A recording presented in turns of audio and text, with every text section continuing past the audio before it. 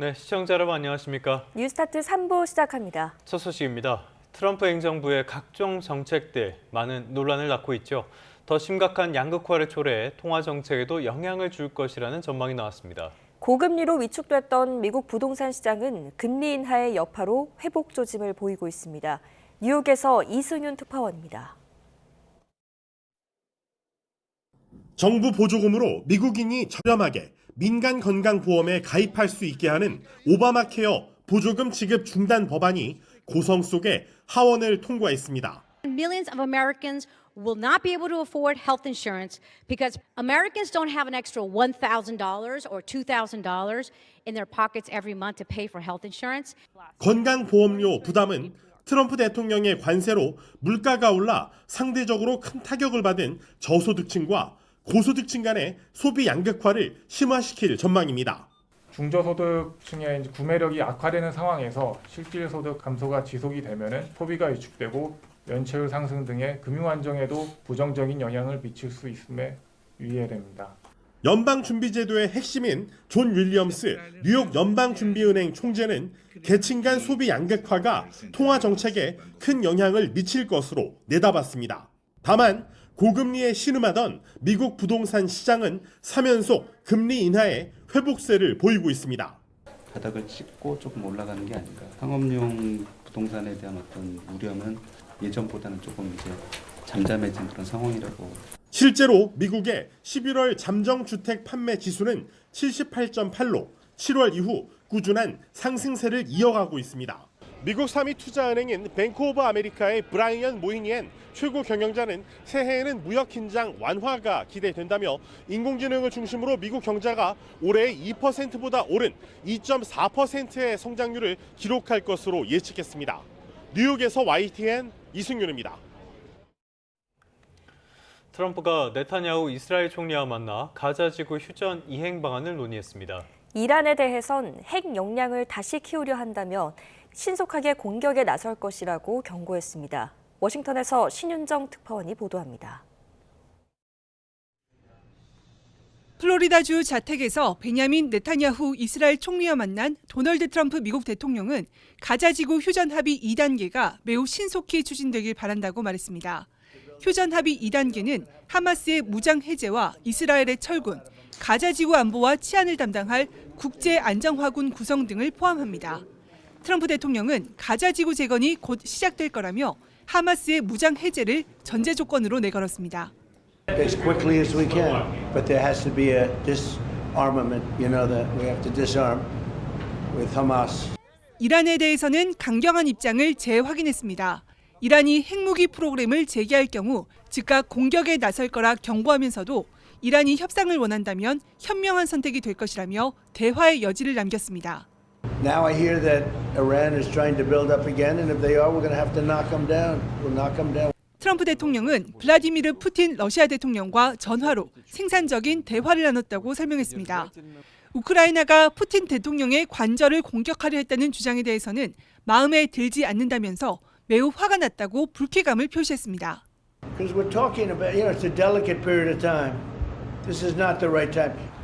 트럼프 행정부 일각에서 가자 휴전 합의 이행에 더딘 네타냐후 총리에 대한 불만이 커지고 있다는 분석 속에서도 트럼프 대통령은 네타냐후를 강인한 지도자로 치켜세우며 강력한 결속을 과시했습니다. 워싱턴에서 YTN 신윤정입니다.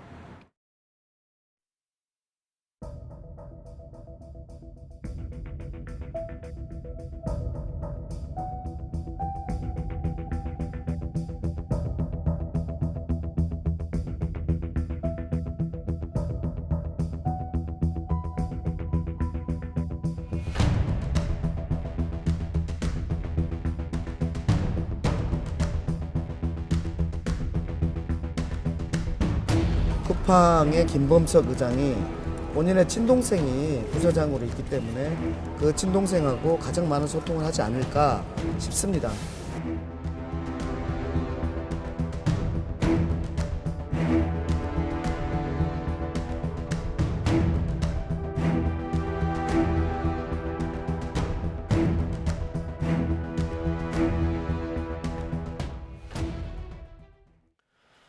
네, 쿠팡이 국회 연석청문회를 하루 앞두고 1조 6천억 원 규모의 보상안을 내놨습니다. 하지만 생색내기나 기만이라는 비판이 잇따르고 있습니다. 그 이유가 뭔지 서강대학교 경제학부 이윤수 교수와 자세한 내용 살펴보겠습니다. 교수님 어서 오십시오. 예, 안녕하십니까. 쿠팡이 어제 자체 보상안을 발표를 했는데요. 네. 이 내용이 나오고 나서 금액 자체는 꽤 커요. 보상안이 1조 6,850억 원. 그런데 막상 나오고 나서는 좋은 소리는 못 듣는 것 같습니다. 그 이유는 뭡니까? 예, 일단 총액만 보면 역대급이 맞습니다. 말씀하신 금액 1조 6,850억 원인데요. 근데 그렇게 금액이 큰 이유는 정보 유출한 이 대상이 된 사람 숫자가 역대급이기 때문입니다. 3,370만으로 대한민국 국민 4명 중에 3명꼴인 거잖아요. 근데 금액을 따지고 보면 일단 내놓은 것은 1인당 5만 원입니다. 그래서 1인당 5만 원에다가 3,370만 원을 곱하면 1조 6,850억 말씀하신 금액이 맞는데요. 근데 이게 바우처가 쪼개진 바우처입니다. 보면은 쿠팡에 쓸 수 있는 게 그래픽에 보듯이 5천 원, 쿠팡 이츠 5천 원, 그 다음에 트래블에 2만 원, 그다음에 뭐 알럭스 아마 새로 생긴 브랜드 같은데요. 여기 2만 원. 사실 쪼개져 있어서 이것을 쓰려 그러면 이제 정확하게 5천 원짜리를 찾거나. 근데 사실 배달이 안 되는 데도 많지만 배달이 5천 원이 되는 데가 거의 없습니다. 그러니까 실질적으로는 마케팅으로 쿠폰을 주고 이건 우리가 이만큼을 줄 테니 실제로 돈을 더 써야지만 이 받은 쿠폰을 쓸 수 있는 구조거든요. 그렇기 때문에 인당 사실상 느끼는 금액은 실질적으로는 10,000원이 안 되는 거고요. 그리고 만약에 10,000원이라고 잡더라도 3,370만 원에다 곱하면은 사실 약 337억 원이 되는, 3,370억 원이 되는데 이 3,370억 원이라는 숫자를 놓고 보면 이거는 매출의 1%도 안 되는 수준입니다. 그렇기 때문에 이게 인당 그 체감하는 금액이 얼마 되지도 않고요. 그리고 이게 청문회를 하루 앞두고 발표해서 좀 어쩔 수 없이 급한 불 끄기를 한 거고 이게 탈퇴한 고객을 돌아오기 위한 마케팅 비용이라고 보는 게 맞지 이거를 어떤 그동안 잘못한 것에 대한 피해 보상안이라고 보기에는 좀 적절하지 않은 측면이 많은 것 같습니다. 보상이 아니라 마케팅이었다. 어제 다른 방송을 하다가 이 내용을 접했는데 처음에 드는 생각은 이것들이 장난을 하나 이런 생각이 먼저 들었습니다. 그래서 많은 비판을 겪어받고 있는데요. 이 배경을 보면은 오늘부터 진행되는 국회 연석청문회 이것도 영향을 미치는 것 같아요. 이런 선제 조치들이 법적인 부담, 정무적인 부담 줄여줄 거라고 보십니까? 일단은 이런 정무적인 부담을 조금이라도 덜 받기 위해서 뭐 지금 보상안도 내놓고 그 다음에 왜 사과를 안 하냐라는 얘기를 했었는데 이제 사과를 내놓은 거라고 볼 수 있습니다. 근데 이게 그 어떤 사과를 본다거나 이런 보상안의 실효성을 보면은 부정적인 평가가 많은 것 같습니다. 그렇기 때문에 이게 좀 보여주기식이 아니냐라는 얘기가 있고 실질적으로 뭐 자체 조사를 기습 발표를 했기는 했지만은 어떤 데서 문제가 생겼는지 어떤 부분을 고쳐야 될지에 대한 얘기는 사실상 나오고 있지 않는 상황입니다. 알겠습니다. 여러모로 잡음들이 이어지고 있는 상황인데요. 이런 가운데 정부에서 범정부 TF회의가 열렸습니다. 이 자리에서 쿠팡을 둘러싼 압박 수위가 높아졌는데 기관별로 다들 나서서 조사를 많이 하고 있는 것 같아요. 예, 아무래도 이게 사안이 플랫폼 보안, 그다음에 소비자, 그리고 그동안에 문제가 됐던 노동과 엮여 있고 그리고 이 개인정보 유출은 기본적으로 정보 피해로 끝나지 않고 금융사기나 부정결제로 이어지는 순간 사회적 비용이 폭증합니다. 그렇기 때문에 이제 금융위 같은 경우가 개입이 되는 거고요. 당연히 개인정보 유출 문제가 있기 때문에 개인정보위도 보안 이제 당에 들어오게 되는 겁니다. 그리고 쿠팡이 뭐 빅테크냐 아니냐에 대한 얘기가 많은데 어쨌든 간에 그 온라인에서의 거래이기 때문에 당연히 과기정통부가 들어오는 이슈가 있고요.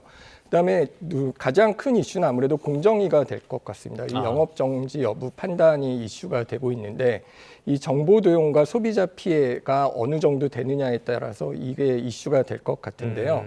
근데 문제는 징벌이냐 아니냐보다 더 중요한 건 이 확정된 위반이 얼마만큼 되느냐 이게 도대체 무엇을 어떻게 잘못했느냐를 검증을 해야 되는 부분이 있고 그런 측면에서 검증 가능한 재발 방지 조치가 어떤 패키지로 나와야 된다라고 생각을 합니다. 이렇게 모든 부처가 총력적으로 대응할 때 문제가 될 수 있는 부분은 사실 누가 더 세게 때리느냐가 중요한 것이 아니고요.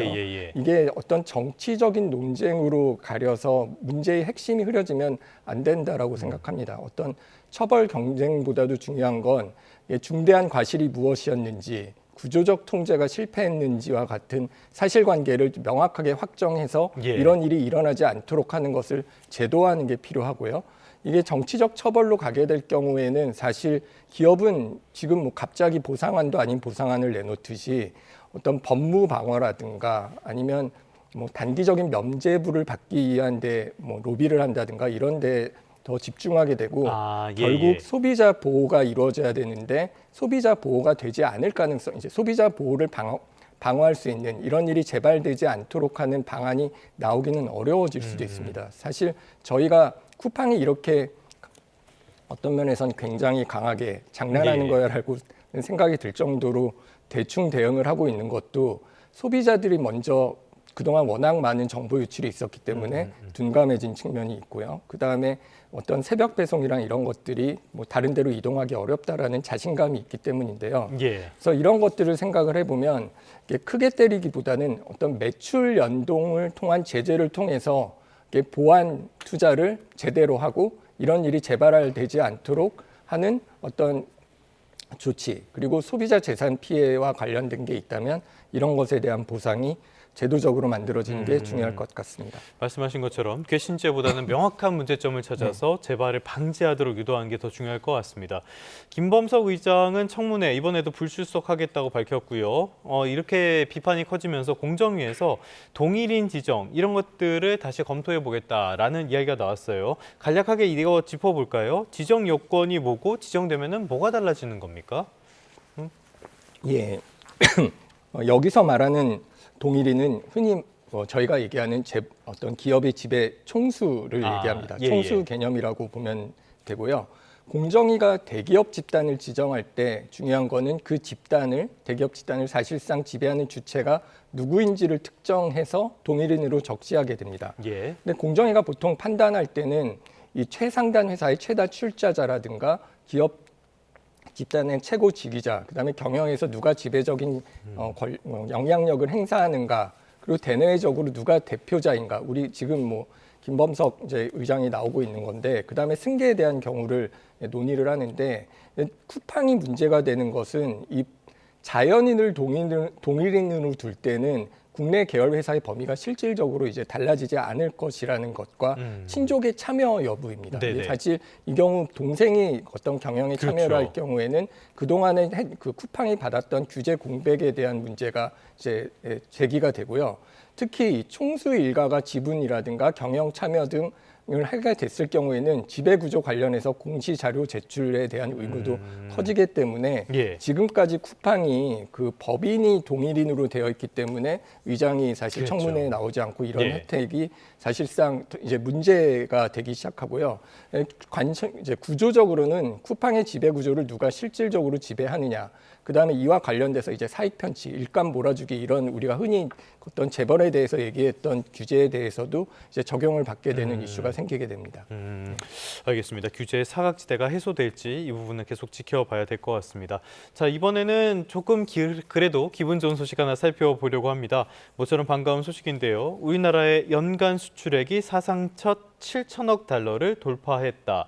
이게 세계에서 6번째라고요? 예, 굉장히 대기록이라고 생각을 하고요. 저희 어떤 경제 규모로 보면은 사상 7번째로 이렇게 했다라는 거는 정말 좋은 뉴스라고 생각을 합니다. 특히 2018년에 그 6천억 달러를 달성을 하고 7년 만에 이제 7천억 달러를 달성을 한 건데요. 이제 레벨업이라고 볼 수가 있는데 이걸 달성한 여건이 사실 굉장히 우호적이지 않았습니다. 저희가 트럼프나 관세 문제가 있었는데 그럼에도 불구하고 AI 관련 반도체 수요가 강해지고 그런 속에서 어떤 불확실성 속에서 얻은 결과라는 데 대해서 저희가 굉장히 어떤 면에서는 높이 평가해야 될 것 같습니다.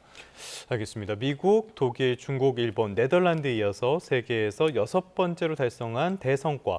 역시 그 배경에는 말씀하신 것처럼 반도체가 하나 있을 거고요. 그 외에는 자동차 이렇게 있을 것 같습니다. 이 두 가지 산업 종목들이 이끌어간 것이 아닌가라는 평가가 나오는데 교수님은 어떻게 평가하세요? 예, 사실 어떤 면에서는 그 반도체 같은 경우 그 AI 수혜를 받고요. 그다음에 예. 자동차 같은 경우는 미국의 수출이 되게 어려웠던 상황인데도 EU나 아시아권으로 어떤 어떤 국가를 늘렸다라는 측면에서 그 다각화를 했다라는 측면에서 높이 평가를 해야 될 것 같습니다.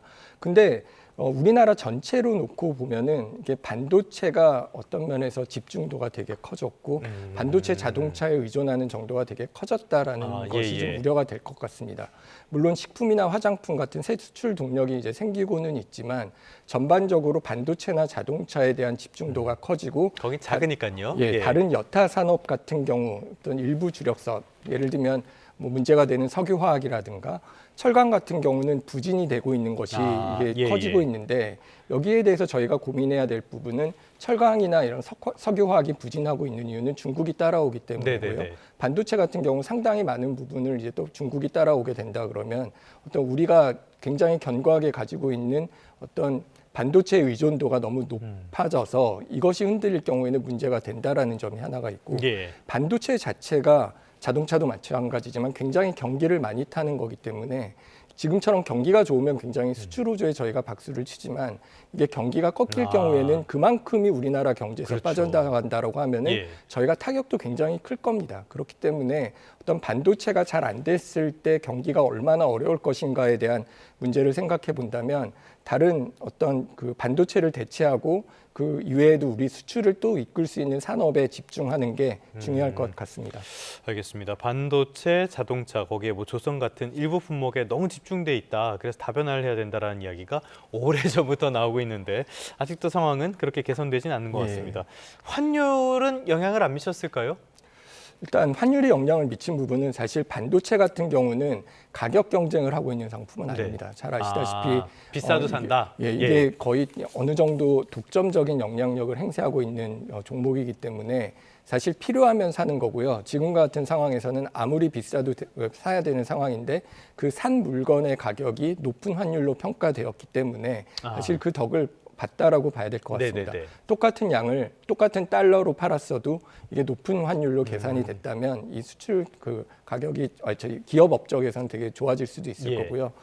그런 측면에서 어떤 그 달러가 올라서 가격 경쟁력이 생겼다라기보다는 저희가 팔고 있는 물건이 사실은 어느 정도는 그 독점적인 어떤 독점력이 있고 그런 측면에서 이게 그 높은 가격에 팔렸을 때 수출 효과도 좋았다라고 보는 게 맞을 것 같습니다. 알겠습니다. 반도체랑 또 하나 연결되는 자산 하나만 간략하게 살펴보도록 하겠습니다. 국제 은값이 고공행진을 거듭하고 있어요. 이거는 반도체 쪽에서도 많이 쓰이는 재료인데 이렇게 은값이 오르는 배경은 뭘로 봐야 될까요? 사실 은은 말씀하신 것처럼 귀금속이기도 하지만 반도체 등에 쓰이는 산업 소재라는 이중적 성격을 가지고 있습니다. 근데 이게 미국이 기준금리를 인하를 하고 사실 최근에 인플레이션에 대한 우려가 굉장히 커지고 있기 때문에 어떤 인플레이션을 해치할 수 있는 자산 이것을 통해서 이제 일단 금이 굉장히 많이 올랐고요. 근데 금이 오른 배경에는 사실 그 세계 각국의 중앙은행, 중국을 포함한 중앙은행들이 달러와 미국 국채 대신에 금을 보유하기 시작하면서 금이 올랐는데 금이 오르는 것에 비해서는 사실 상대적으로는 은이 좀 덜 올랐고 은은 귀금속이나 아니면 안전자산 또 그 인플레이션을 해치할 수 있을 뿐만 아니라 이게 산업용 수요도 탄탄하기 때문에 같이 올랐다라고 보는 게 맞을 것 같습니다. 은은 전체 수요의 절반 이상이 산업용이라고 하니까요. 앞으로도 이 가격 동향은 관심을 갖고 지켜보는 게 좋겠습니다. 지금까지 서강대학교 경제학부의 이윤수 교수와 함께했습니다. 오늘 말씀 잘 들었습니다. 네, 감사합니다.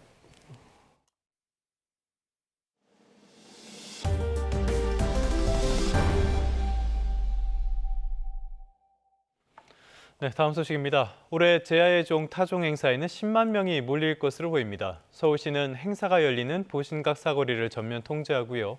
지하철과 버스 운행 시간도 연장합니다. 이형원 기자입니다. 지난해 타종 행사는 무안공항 여객기 참사로 조용히 치러졌습니다. 여러 공연을 취소해 행사 규모를 대폭 줄이고 애도와 추모로 새해를 맞았습니다.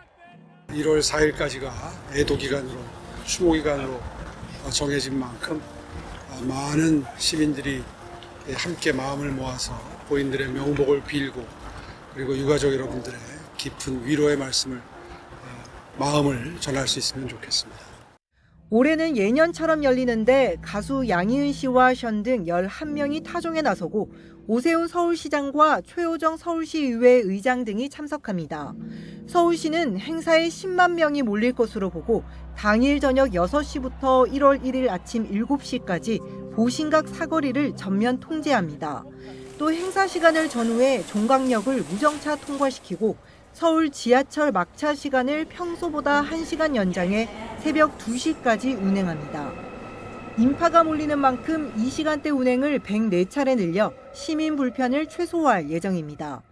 버스 정류장도 일부 구간을 폐쇄하고 우회하도록 하는데 일부 노선은 자정 전후였던 막차 시간을 새벽 2시까지로 늘립니다. 이 밖에 보신각 근처에 있는 따릉이 대여소를 임시 폐쇄하고 행사장 주변 도로에 주정차 위반 차량도 단속합니다. 시는 지하철역과 버스 정류장 가운데 혼잡이 극심할 것으로 예상하는 곳에는 안전요원도 배치해 사고 방지에 최선을 다한다는 방침입니다. YTN 이영훈입니다. 네, 김건희 특검은 지난 7월 2일 수사를 개시한 후 30일씩 3차례 수사를 연장해서 총 180일간의 수사를 벌였지만 특검법상 1호에서 16호 수사 대상 중 13개 의혹은 규명하지 못한 채 경찰에 이첩했습니다. 이 관련 소식들 홍정석 변호사와 함께 알아보겠습니다. 변호사님 어서 오십시오. 안녕하세요. 네, 특검이 최종 수사 결과를 발표했는데 내용을 보니까 김건희 씨가 고가의 금품과 함께 받았던 청탁들은 대부분 현실로 이뤄진 것으로 나타났습니다. 특검이 장막 뒤에 국정 개입이라는 표현까지 썼는데 법률적으로 이게 어느 정도의 수준의 개입을 이야기하는 걸까요? 장막 뒤에 국정 개입, 즉 장막이란 것은 왜 우리가 이제 사전적 의미로는 이제 비바람이나 이런 것들을 가리기 위한 조치인데요.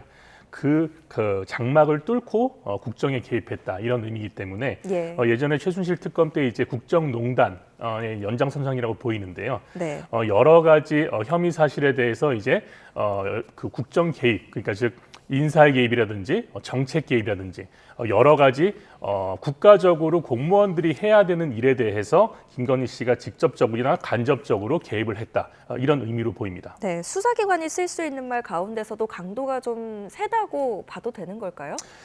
예, 지금 뭐 그 장막 뒤 국정 개입이라고 했으니까요. 사실은 국정이라는 것은 선출직이나 임명직의 공무원들이 해야 되는 업무지 않겠습니까? 근데 그 업무에 대해서 김건희 씨가 여러 방면에서 직간접적으로 영향을 미쳤다는 의미로 해석이 되기 때문에 여러 가지 범죄 사실에 대해서 굉장히 중하게 봤다 이런 의미로 보시면 될 것 같습니다. 네, 그럼 특검이 이런 표현을 쓴 배경 중에서 구체적으로 어떤 정황과 증거가 있었길래 이런 표현을 썼는지가 궁금하거든요. 예, 많은 국민들과 이제 시청자분들께서 아시다시피 이제 결정적인 것들은 이제 물증입니다.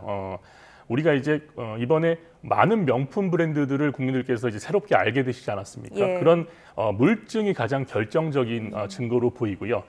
추가적으로는 이제 공여자들의 진술도 굉장히 구체적이었습니다. 단적으로 대통령보다 김 여사에게 청탁하는 것이 인사상 실질적으로 도움이 될 것이라 믿었다. 이런 진술들이 여러 사람에게서 일관되게 나오고 있습니다. 그 말인즉슨 이러한 그 공여자들의 진술도 굉장히 중요한 증거로 쓰여졌다. 이렇게 보시면 될 것 같고요. 네. 추가적으로는 사실 녹취나 메시지들이 굉장히 중요한 역할을 했다. 이렇게 보시면 좋을 것 같습니다. 네. 뭐 국정 개입에 대해서는 전 법무부 장관 등과 이렇게 텔레그램이 많이 오간 내용들이 있지 않습니까? 거기는 뭐 수사 내용을 보고받거나 지시를 하거나 이런 내용들이 많이 밝혀졌지 않습니까? 이거는 것들이 이제 그 국정 개입에 대한 증거로 이제 활용이 많이 됐을 것이고요. 그리고 결정적으로는 사실 녹취록, 즉 그 명태균 씨나 김혜경 씨가 제출한 녹취록이라든지 아니면 증권사 직원들의 녹취록이라든지 이런 것들에서 김건희 씨가 여러 방면에서 개입이 됐다는 것에 대한 강력한 증거가 된 것이고요. 결정적으로는 이제 예전에 검찰 수사에서 무혐의가 났던 디올백이라든지 도이치모터스 사건이 있지 않았습니까? 그 사건들에 대해서도 포렌식을 통해서 나온 이런 결정적인 녹취록이나 메시지 증거들이 여기에 이번에 기소를 하게 된 내용에 대해서 스모킹건이 됐다. 이렇게 보시면 될 것 같습니다. 예, 짚어주신 것처럼 김건희 특검은 여러 정황과 증거를 입수하면서 대규모 기소를 이뤄내기도 했는데 이제 숫자로 좀 특검의 성과를 평가해 보겠습니다. 31건의 사건에서 20명을 구속하고 66명을 기소했습니다. 특검으로서 어느 정도의 성과를 거뒀다고 보십니까? 예, 숫자상으로는 이제 사상 최다 기록으로 보이고요. 예. 숫자만으로 이제 평가할 수는 없겠지만 어쨌든 짧은 기간 동안에 상당한 성과를 이뤘다 이렇게 평가를 하고 싶습니다. 다만 예전에 이제 최순실 국정농단 특검과 비교했을 때는 파견 검사 규모도 2배 규모고 기간도 2배가 훨씬 넘는 기간이었습니다. 근데 당시에는 기소된 인원이 30명 정도였는데 어쨌든 이번에 기소 인원이 76명이기 때문에 숫자상으로는 굉장히 이제 성과가 있었다 이렇게 볼 수도 있을 것 같습니다. 예. 디테일적으로 봤을 때는 굉장히 중요한 3가지 요소 정도를 꼽을 수가 있겠는데요. 성과로. 네. 첫 번째는 현 전직 대통령 부부를 동시에 구속하고 그리고 구속 기소까지 했다는 점에서 큰 성과다 이렇게 보이고요. 두 번째는 검찰의 처분을 뒤집는 기소를 했다. 아까 말씀드린 것처럼 도이치모터스 사건과 디올백 사건에서 기존의 검찰에서는 무혐의 나왔던 것을 이번에 새로운 증거를 통해서 기소를 한 것이 또 새로운 성과로 평가될 수 있을 것 같고요. 마지막으로는 정교 유착을 밝혀낸 것이 이번 특검에서 가장 큰 성과 중에 하나가 아니었겠냐 이렇게 보고 싶은데요. 예전에 이제 최순실 특검에서는 정경 유착을 밝혀냈다면 예. 이번에는 정교 유착을 밝혀냈다. 이런 점에서 성과로 평가될 수 있을 것 같습니다. 네. 하지만 또 모든 의혹을 규명하지 못했다는 점에서는 한계도 보이기도 합니다. 자, 명태균 게이트와 관련해서 윤석열 전 대통령 그리고 김건희 씨를 공범으로 기소하기도 했는데요. 이게 단순한 의견 전달이 아니라 불법적인 권한 남용으로 볼 수도 있는 겁니까? 예, 특검은 이제 말씀하신 것처럼 이제 불법성이 있는 뇌물죄나 알선수재에 해당된다고 이제 보고 있는 예. 것 같은데요. 이번에 뇌물죄로 이제 기소를 하진 않았습니다만 어쨌든 무상으로 제공된 여론조사가 불법적인 정치자금법을 기부한 것이다 이렇게 본 것이고요. 예. 반대편 측면에서는 이 무상 여론조사에 대한 대가로 김영선 전 의원에 대한 공천을 대가성으로 제공한 것이다. 따라서 주는 것이 있고 받는 것이 있었기 때문에 불법 행위가 성립한다고 본 것이 특검의 논리입니다. 따라서 추가적으로 국수본에서 이 부분에 대해서 대가성에 대해서 좀 더 수사를 통해서 밝혀지는 부분이 있다면 뇌물죄로도 의뢰될 수 있기 때문에 권한 남용을 넘어선 불법 행위로 의율됐다는 것이 특검의 시각입니다. 네, 이 사안과 맞물려서 나온 조치가 바로 추징 보전이기도 한데요. 윤석열 부부의 서초동 자택에 대해서 추징 보전을 청구한 건 이건 상징적인 조치인가요? 아니면 실제 법적 의미가 있는 조치인가요? 제가 볼 땐 둘 다 있다고 보입니다. 상징적 조치로는 이제 전 대통령의 사적인 주거 공간인 자택을 추징 보전했다는 것이 굉장히 상징적인 의미를 보이고요. 네. 실질적으로는 추징 보전이라는 것은 시청자분들께서 아셔야 되는 것이 향후에 유죄 판결이 확정됐을 때 범죄 수익으로 도망가지 못하도록 미리 잡아놓는 조치거든요. 따라서 특검 입장에서는 이런 추징 보전을 함으로써 윤석열 전 대통령과 김건희 씨에 대한 유죄가 확정됐을 때 이 부분에 대한 범죄 수익이 추징이 돼야 될 거지 않습니까? 예. 따라서 실질적으로 지금 추징 보전을 안 해놓는다면 이 재산에 대해서 나중에 환수할 수 있는 방법이 없어질 수도 있기 때문에 그런 한 조치로 보이기 때문에 말씀하신 것처럼 상징적인 조치도 있지만 실질적인 법적 의미도 충분히 있다. 그리고 그것이 특검이 이번에 수사를 하면서 항상 밝혔던 법 앞에 성형은 없다. 이런 원칙을 지키기 위한 조치의 일환이라고도 보입니다. 네, 앞서서 잠시 짚어주셨지만 특검은 김건희 씨를 뇌물 대신 알선수재 혐의로 기소를 했는데 이 한계에 부딪힐 수밖에 없었던 이유는 뭐라고 보십니까? 이 부분은 사실은 아까 말씀하신 이제 이번 특검의 성과 이면에 예. 가장 아쉬운 부분이라고 평가할 수 있을 것 같은데요. 제 생각에는 특검에서 굉장히 전략적 선택을 했다 이렇게 보고 싶습니다. 예. 뇌물죄로 의율할 정도에 이르는 증거들은 제가 볼 때는 충분히 있었을 것으로 보이거든요. 다만 뇌물죄로 기소를 했을 때 네. 추후에 만약에 뇌물죄가 성립이 안 되는 결과가 나온다면 이 부분에 대한 나중에 논란을 피하기 위한 전략적 선택이 하나 있을 것으로 보이고요. 예. 그리고 기간이 아무래도 본인들 판단으로는 부족한 측면도 있었을 것이기 때문에 지금 섣불리 뇌물죄로 기소를 하기보다는 추가적인 수사를 통해서 확실한 증거, 즉 스모킹건이 확보가 된 상태에서 기소하는 것이 올바를 것이라는 판단 판단해서 이번에 기소해서 뺀 측면도 있을 것 같습니다. 네. 실제로 최순실 국정농단 특검에서 기소한 뇌물죄 상당 부분이 무죄로 나온 부분들이 있기 때문에 이 부분은 특검 측에서는 상당히 부담스러운 면으로 작용했다 이렇게 볼 수도 있을 것 같습니다. 네. 자, 정작 근데 윤석열 전 대통령 본인에 대해서는 뇌물 공모 결론 내리지 못했거든요. 이 대목은 어떻게 봐야 할까요? 이 부분도 마찬가지입니다. 네. 아까 말씀드린 것처럼 뇌물죄는 대가성이 입증돼야 되는데 윤석열 전 대통령이 여기에 뇌물죄의 당사자가 되기 위해서는 김건희 씨가 이런 고가의 명품을 받거나 이런 사실을 알았거나 아니면 이런 부분들에 대해서 묵시적으로 승인을 한 부분에 대해서 밝혀졌어야 되는데 윤석열 전 대통령은 일관되게 김건희 씨가 이런 명품을 받은 것을 몰랐다 이렇게 진술을 했거든요. 네. 그리고 추가적으로 이런 부부 간의 은밀하고 내밀한 대화에 대해서는 사실상 증거를 확보하기가 굉장히 어렵기 때문에 그렇죠.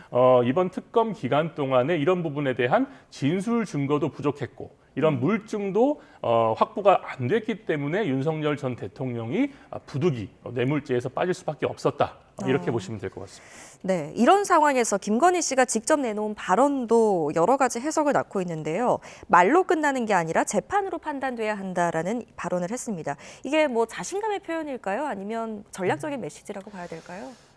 제가 볼 때는 김건희 씨가 이제 예전에 이제 특검 출석할 때 저는 아무것도 아닌 사람. 여기에 이제 연장선상이라고 보이는데요. 철저하게 김건희 씨 측에서는 재판에 충실한다. 특검의 수사는 정치적인 수사이기 때문에 여기에 대한 말이든 뭐 기소 내용이든 이 부분은 받아들일 수 없고 본인들은 비교적 중립적인 기관인 법원에서 판단을 받는 것에 중점적인 전략을 두고 여기에 대해서 전략적인 메시지를 낸 것으로 보입니다. 따라서 이 부분에 대해서는 법원에 호소하는 멘트일 수도 있고 정치적으로 본인의 우호 세력들에 대한 그런 호소 메시지의 성격도 있다. 이렇게 보시면 될 것 같습니다. 네, 김건희 씨의 메시지가 재판을 향하고 있다면 이제 수사의 흐름은 새로운 국면으로 넘어가게 됐습니다. 특검이 마무리하지 못한 사건들이 이제 경찰로 넘어가게 됐는데요. 경찰 수사의 연속성이 제대로 유지될 수 있을까도 굉장한 관심을 가지고 있습니다. 어떻게 전망하십니까? 예, 국민분들께서 많이 아시겠지만 이제 특검은 수사와 기소를 동시에 할 수 있는 기관이었습니다. 그리고 이 특정 사건들에 대해서만 수사를 하기 위해서 꾸려진 팀이었기 때문에 이제 상시 수사기관인 경찰로 넘어가게 됐는데요. 국수본이라는 것은 수사를 전담하고 이 부분에 대해서 기소는 또 검찰과의 그런 공조관계나 협의관계가 있어야 되는데 이제 이원화된 구조에서 얼마나 이런 수사의 연장선상이 이루어질 것인가가 이제 가장 주목해야 될 포인트로 보이고요. 그리고 그 경찰에서 이제 수사가 이루어져서 만약에 기소가 된다면 재판의 주체도 지금까지 특검에서 기소한 내용들은 특검에서 재판을 진행하지만 경찰에서 수사한 그 범죄 사실들에 대해서는 검찰에서 또 재판을 진행하게 되거든요. 이 부분도 나중에 얼마나 그런 재판의 동력 측면에서 영향이 있을지에 대해서도 살펴보시면 흥미로울 것 같습니다. 네, 자 경찰의 수사 의지도 참 중요할 텐데요. 수사 의지의 바로미터 우리가 어떤 걸로 확인할 수 있을까요? 예, 바로미터는 제가 볼 때는 세 가지로 보시면 될 것 같은데 첫 번째는 이제 수사팀 규모, 양적인 규모로 보시면 될 것 같습니다. 내란 특검의 발표 이후에 경찰에서도 그 전담반을 꾸리지 않았습니까? 거기 40명 정도로 보이는데요. 이번 김건희 특검에 대한 후속 국수본에서 꾸려지는 수사팀 인원이 과연 그보다 더 많을 것인지 적다면은 수사 의지가 그만큼 없다는 측면으로 보셔도 좋을 것 같고요. 두 번째는 인적 구성입니다. 양만 많다고 되는 건 아니니까요. 그렇죠. 김건희 특검의 이제 미진한 수사의 핵심은 자금의 흐름과 증거 확보입니다. 그렇다면 금융 쪽 전문가라든지 여러 금융기관들의 전문가들이 얼마나 합류를 제대로 했느냐 그 부분을 살펴보시는 것도 바로미터의 하나일 것 같고요. 마지막으로는 강제 수사의 속도 이 부분을 보시면 될 것 같습니다. 이제 국수본으로 넘어가게 되면 얼마나 압수수색이나 직접 조사에 대한 속도가 얼마나 빨리 이루어지느냐 거기가 수사에 대한 바로미터의 또 하나의 지표가 될 것이다. 저는 그렇게 보고 싶습니다. 네, 어느 정도 규모로 어느 정도의 강도로 수사하느냐에 따라서 우리가 확인해 볼 수 있을 것 같습니다. 자, 결국 또 이 현실적인 한계 속에서 진행될 이번 특검 수사가 이전과는 또 어떤 다른 점을 남겼는지도 중요해 보이는데요. 앞으로의 기준 어떻게 바꿨다고 보십니까? 일단은 이제 권력 주변인의 수사에 대해서 조금 명확한 기준을 세웠다. 저는 그렇게 평가하고 싶고요. 일단 알선 수재에 대해서 뭔가 명확한 법리를 이번에 수사 과정에서 많이 정립했다. 이렇게 보이고요. 그리고 권력 주변에 있는 좀 애매한 포지션에 있는 자들에 대해서 수사를 제대로 진행하면서 이 부분에 대한 입법의 미비에 대해서도 어느 정도 경종을 울렸다. 저는 그렇게 평가하고 있습니다. 예를 들면은 지금 김건희 씨 같은 경우에는 영부인이었는데 영부인은 기본적으로 민간인으로 이제 평가되지 않습니까? 그럼에도 불구하고 영부인은 국가의 예산을 지원받아서 활동을 합니다. 그렇다면 과연 완전히 민간인으로 볼 수 있느냐 이런 의문을 남겨서 지금 김건희 방지법 등이 추진되고 있는 것으로 보이고요. 두 번째는 윤석열 전 대통령의 당선인 신분에서의 범죄를 어떻게 처리할 것이냐가 굉장히 중요한 부분으로 이번에 이슈로 부각이 됐고요. 이 부분에 대해서도 많이 고민이 필요할 것으로 보입니다. 네, 알겠습니다. 오늘 여기까지 듣겠습니다. 지금까지 홍정석 변호사와 함께 짚어봤습니다. 잘 들었습니다. 감사합니다.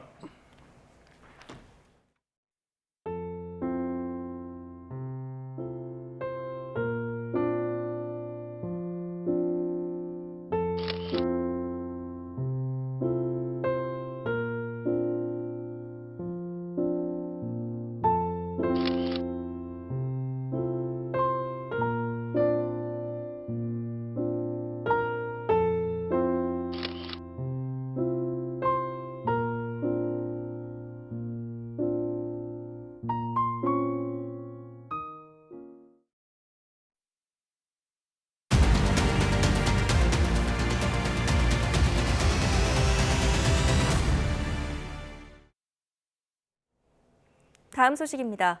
올해 한반도는 기후위기의 경고를 연달아 체감해야 했습니다. 초대형 산불을 시작으로 폭우와 폭염이 번갈아 찾아왔고 겨울 초입에는 기습 폭설까지 이어졌었죠. 본격적인 기후재난 시대에 들어섰다는 게 공통된 분석입니다. 김민경 기자입니다.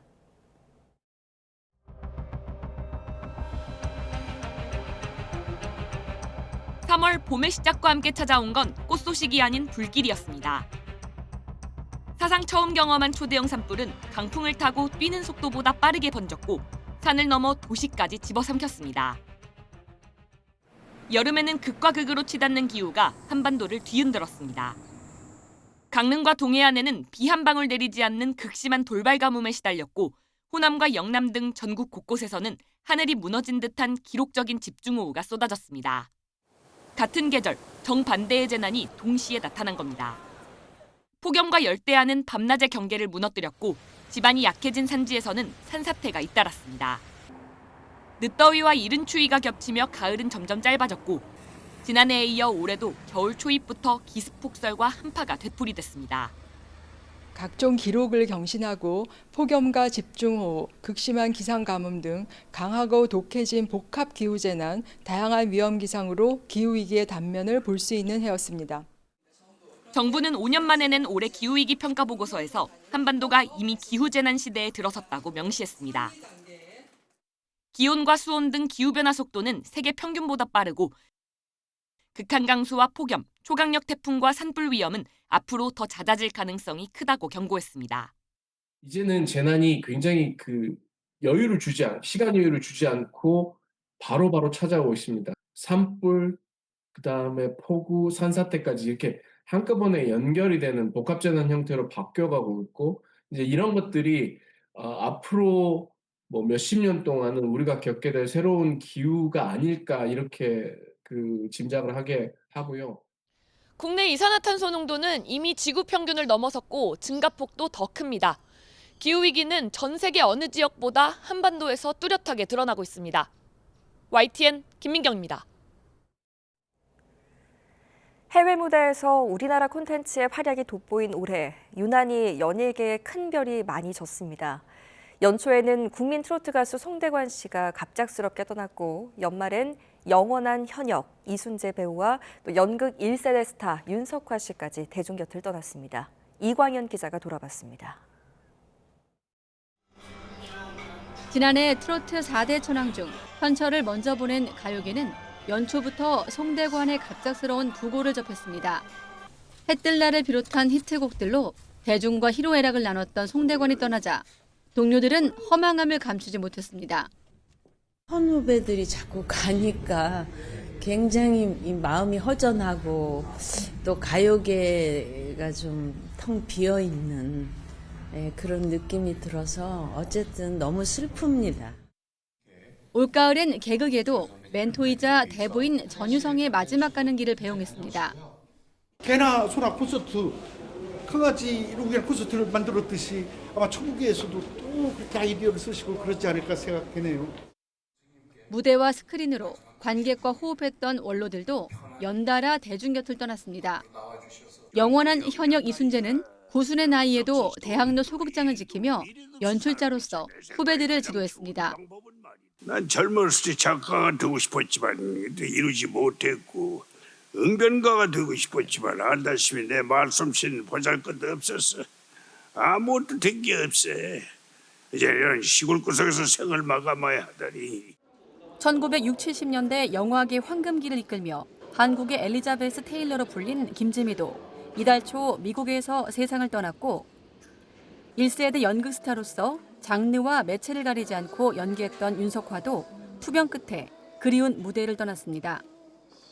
문화계의 거목으로 시대를 상징하던 배우들, 대중의 추모 물결 속에 예술적 공로를 인정받아 정부가 주는 훈장을 받고 영면에 들었습니다. YTN 이광현입니다. 네, 끝으로 출근길 날씨 살펴보겠습니다. YTN 야외 스튜디오 연결합니다. 정수현 캐스터.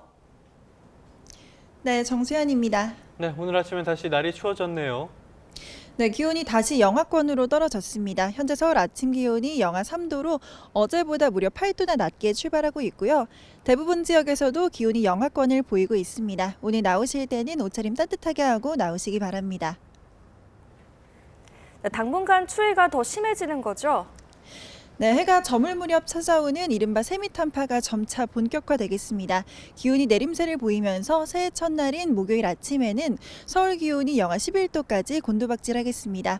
연말 연시 추위에 대비 잘하셔야겠습니다. 그럼 먼저 자세한 지역별 현재 기온부터 살펴보도록 하겠습니다. 서울과 안동이 영하 3도 안팎, 대전 영하 2.3도, 광주는 0.8도 보이고 있습니다. 낮에는 서울이 2도, 대전과 전주 5도, 광주 7도로 어제보다 5에서 7도가량 낮겠고요. 찬바람이 불면서 오전까지 일부 영남 지역을 제외하고는 먼지도 점차 해소되겠습니다. 당분간 내륙은 맑은 날씨가 이어지겠지만 내일 아침은 전남 서해안에서, 모레는 제주도에서 눈이 내릴 전망입니다. 맑은 날씨 속 동해안 지역은 연일 대기가 메마르고 있습니다. 바람도 강하게 불어서 산불 등 대형 화재 사고 나지 않도록 조심하셔야겠습니다. 지금까지 YTN 정수현입니다. 네, 12월 31일 YTN 뉴스타트 모두 마무리하겠습니다. 오늘 아침도 저희와 함께해 주셔서 고맙습니다.